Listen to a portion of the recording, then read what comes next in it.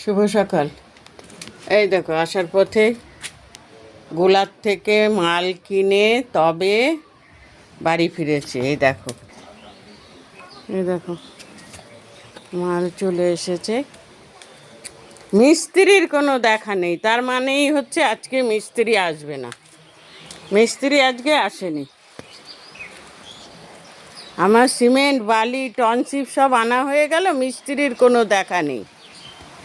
বলবো বলো, আসলেই হাজার ঘন্টা জ্ঞান দিয়ে দেবে, এই না তাই, তাই না তাই। এই তো হচ্ছে আমার জীবন। যে আসার সময় 200 পনির কিনে নিয়ে আসলাম, আর গোপালের জন্য কাঁচা গোল্লা কিনে নিয়ে আসলাম। কি করবো বলো, না আসলে আমার আর কিছু করার নেই।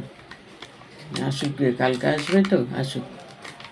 এত টেনশন নেওয়া যায় না। আমি চাইছি আমার এটা তাড়াতাড়ি হোক, ওরা চাইছে আমার এটা দেরি হোক।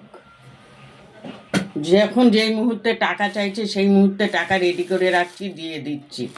তাই এরা যদি এরকম করে আমার কিছু করার নেই, কিচ্ছু করার নেই। যাক গিয়ে রাখি বন্ধুরা, এবার অন্য কাজ করি।